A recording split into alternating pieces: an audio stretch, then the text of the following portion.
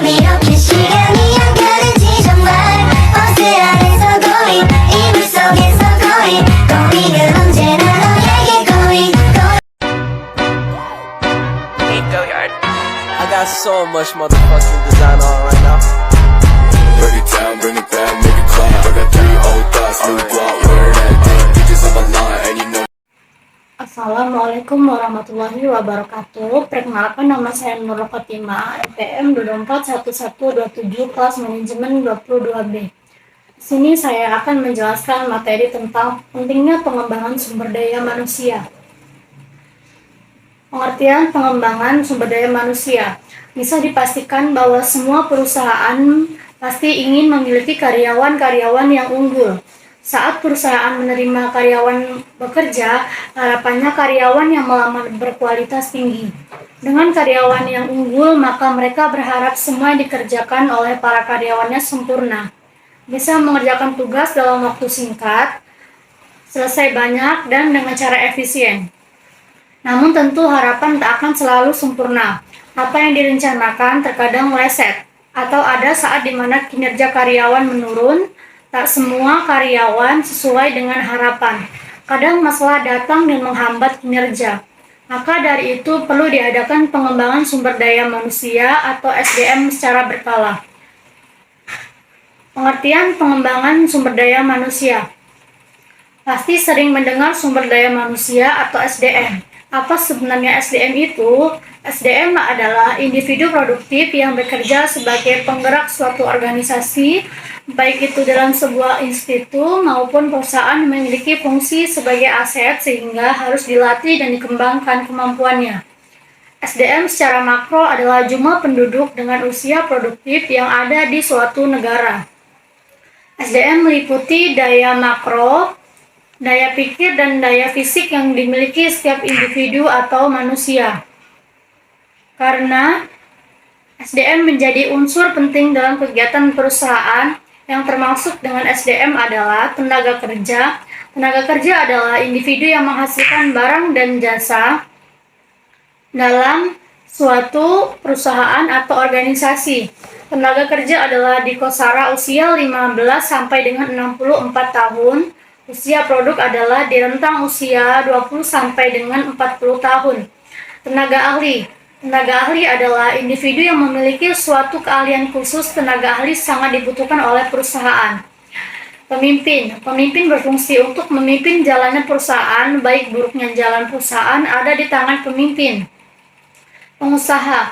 Pengusaha adalah individu yang mampu mengembangkan usahanya. Pengusaha juga bisa membuka lapangan pekerjaan. Produsen. Produsen adalah individu yang bisa menghasilkan barang.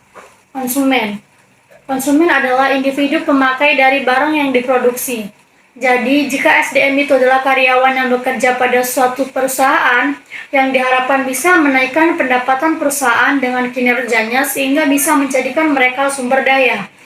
Pengembangan SDM adalah sebuah usaha untuk meningkatkan kemampuan SDM agar bisa menaikkan produktivitas perusahaan. Dengan kemampuan sumber daya manusia yang ada di dalam perusahaan akan sangat berpengaruh terhadap peningkatan produktivitas kerja di lingkungan organisasinya. Seperti halnya yang dibahas pada buku Sumber Daya Manusia dan Produktivitas Kerja, di mana ada proses yang dilewati meliputi berbagai masalah yang terjadi pada dalam perusahaan termasuk buruh, manajer, karyawan, pegawai, dan tenaga kerja atau pegawai lainnya. Setelah pengembangan SDM dilakukan, maka tujuan perusahaan yang telah ditetapkan bisa dilaksanakan.